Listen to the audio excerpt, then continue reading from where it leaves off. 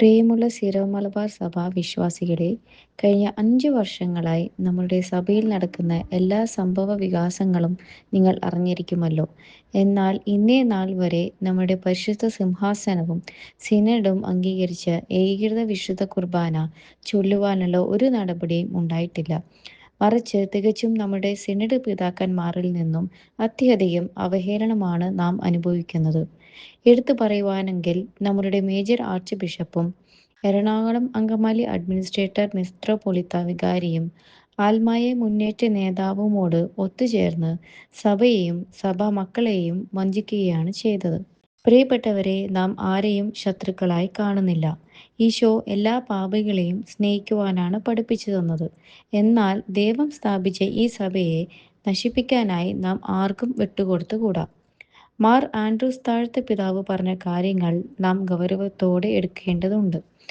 നമ്മുടെ സഭയെ തകർക്കാൻ വരുന്ന ഒരു അന്യശക്തിയെയും ഇടപെടാൻ നാം അനുവദിച്ചുകൂടാ. അങ്ങനെയിരിക്കെയാണ് മെത്രോപൊളിത്തൻ വികാരി മാർ ജോസഫ് പാമ്പ്ലാനി തീവ്രവാദ ബന്ധമുള്ള ആളെ തന്നെ പാസ്റ്റർ കൗൺസിൽ സെക്രട്ടറിയായി നിയമിച്ച് അദ്ദേഹത്തിന് പ്രസ്തുത പോസ്റ്റും നൽകി നാമാവിശേഷം ചെയ്ത് എറണാകുളം അങ്കമാലി സഭാ വിശ്വാസികളെ ചതിച്ചത്. ഓരോ സിനഡ് നടക്കുമ്പോഴും സഭാവിശ്വാസികൾ പ്രാർത്ഥനയോടെ ഏകീകൃത വിശുദ്ധ കുർബാനയ്ക്കായി പ്രാർത്ഥിച്ചിരുന്നു. എന്നാൽ ഈ കഴിഞ്ഞ സിനഡിലും ഒരു സ്വാഗതമായ നല്ല തീരുമാനവും ഉണ്ടായിരുന്നില്ല. പ്രത്യുത വിശ്വാസത്തോടും പ്രാർത്ഥനയോടും ബസിലിക്കയിൽ ഉണ്ടായിരുന്ന സഭാവിശ്വാസികളെ സഭാവിരുദ്ധരെന്നും സമാധാനം നശിപ്പിക്കുന്നവരെന്നും പറഞ്ഞ് വിശ്വാസികൾക്കെതിരായി മാർ ജോസഫ് പാമ്പ്ലാനി ഹൈക്കോർട്ടിൽ കേസ് കൊടുക്കുകയാണ് ചെയ്തത്. ആഗോള കത്തോലിക്ക സഭയിലെ ഒരിക്കലും നടന്നിട്ടില്ലാത്ത പല ദുഷ്പ്രവൃത്തികളും ചെയ്ത മാർ പാമ്പ്ലാനി ഇതല്ല ഇതിൽ അപ്പുറവും ചെയ്യുമെന്ന് ബോധ്യപ്പെടുത്തി തന്നു കഴിഞ്ഞു.